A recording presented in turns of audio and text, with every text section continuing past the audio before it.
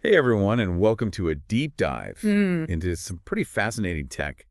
We're going to be looking at how AI is changing the game in defense logistics. Yeah, which you might not think, It's a pretty big shift. though all the time. We always hear about AI Right. and things like self-driving cars or Sure. those personalized recommendations you get online. Yeah, But the impact on defense is huge. it is. And a big part of that is something called federated learning, which is this really cool way of training AI that's all about teamwork without giving away all the secrets. Right, without spilling the beans. So can you break that down for us?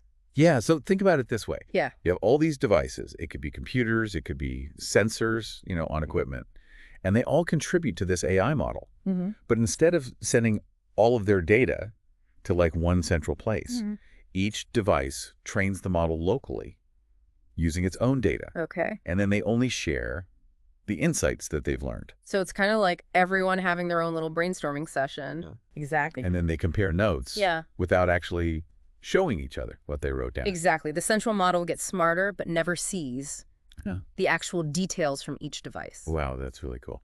And then they bring in blockchain to make sure everything is secure and transparent. Blockchain, that's the thing with cryptocurrency, right? Yeah. What does that have to do with AI? Well, so blockchain is all about creating this unbreakable record of transactions. And in this case, those transactions are the updates to the model. Okay. It makes sure that everything can be traced.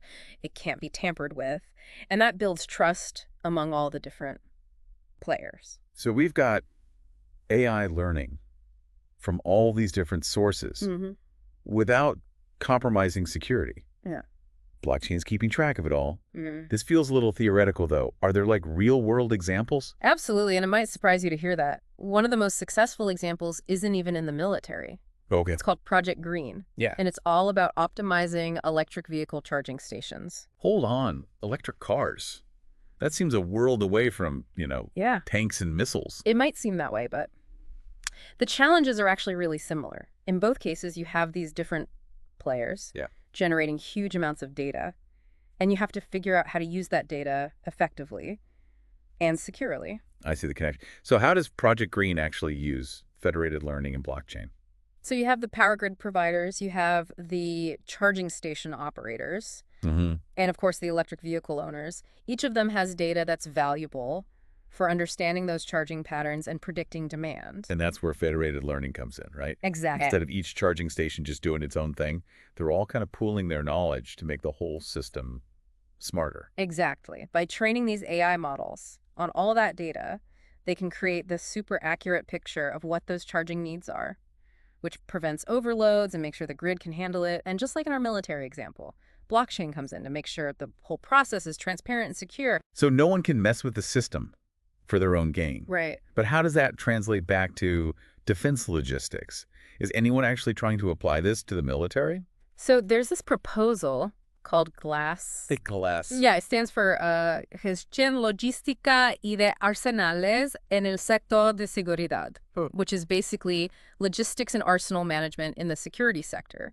And it outlines how this tech could totally change how military logistics and arsenals operate. So it's kind of like taking Project Green and applying it to like tanks and ammunition and all that. Exactly. You think about the sheer volume of data involved in military logistics. You've got supply levels at all these different bases, right? Equipment, maintenance schedules, troop deployments, even real-time intelligence from the field. It's a lot. Yeah, it's a lot to keep track of. It sounds like the perfect scenario for this kind of AI. That's the idea. Imagine each base or even each piece of equipment having its own AI model trained on its own data. Okay. Like a tank could be learning its own maintenance needs based on how it's being used. So instead of relying on like a one-size-fits-all maintenance schedule, right, you've got a system that adapts to how each piece of equipment is actually being used. Exactly. Much more efficient. That's got to be a huge improvement. And then, just like in Project Green, those models can share their insights with a central AI creating this global model that's constantly being updated with information from the whole operation. So you could actually predict problems before they even happen. Instead of waiting for something to break down. Exactly. You could be proactive. From reactive to proactive. And in a situation like defense, that could be really, really important. It can be the difference between life and death. Yeah. Think about being able to predict a helicopter engine failure before it happens, Wow. preventing a crash, saving lives. I mean, the benefits are clear, Hmm. but I'm sure there are challenges too. Yeah. What are some of the hurdles? One of the biggest is interoperability. Military systems, they're complex. A lot of them rely on old technology. So getting all those different systems to talk to each other and share data in a standardized way, that's a big challenge. That sounds like a logistical nightmare. Yeah. But I guess if the payoff is big enough, Yeah. it's worth it. Absolutely. Imagine a military that's not just more efficient, Yeah. but also more responsive and better prepared. That's what GLAS is all about. Okay, so GLAS sounds pretty promising. What are some of the specific benefits it could bring? Well, for one, it could drastically reduce waste. By accurately predicting what they need, they can avoid overstocking things that might expire or become obsolete. That would save a lot of money. Yeah, huge cost savings and less environmental impact. Right. But it's not just about saving money. It's about making sure the important stuff is available when they need it. Especially in like a combat situation. Exactly. That could be the difference between winning and losing. It could mean life or death. And with blockchain in the mix, you have that accountability and transparency. That's key. It builds trust and collaboration, not just within the military, but also between different branches and even allied nations. So it's not just about improving logistics. It's about changing the whole culture of how defense operates.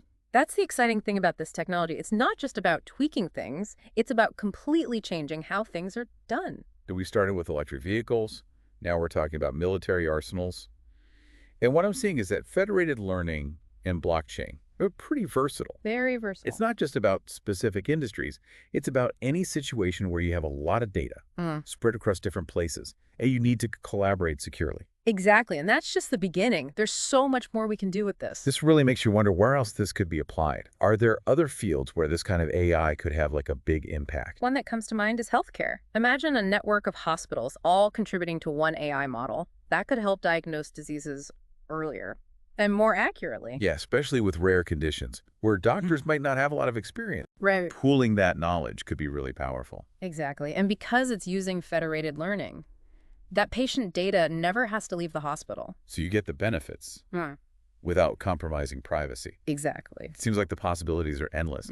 Could you even use this for like developing new drugs? Absolutely. Federated learning could analyze data from clinical trials happening all over the world. Wow. So we've gone from electric grids to military logistics to healthcare. It's amazing how these technologies can be used in so many different ways. It's all about the data, finding ways to use it more effectively. So for our listener, what's the key takeaway from all this? What's the one thing they should remember about federated learning? I think the big takeaway is that this isn't just some far-off thing. Federated learning is real. It's being used right now to solve problems, and it has the potential to change so many industries. Yeah, healthcare, defense, so much more. It's a good reminder that AI isn't just about building smarter machines. It's about using data in a way that helps people. In a way that's safe and ethical to make things better. Exactly. So a final thought for our listeners. If this tech can do all that, optimize military logistics, revolutionize healthcare, even help us develop new drugs, what other applications can you think of? How could this be used to improve your industry or your community or even the world? That's what I love about these new technologies. They make you think bigger. Who knows what the future holds? The possibilities are endless. And on that note, we'll wrap up this deep dive. Until next time, keep exploring, keep learning, and keep asking questions.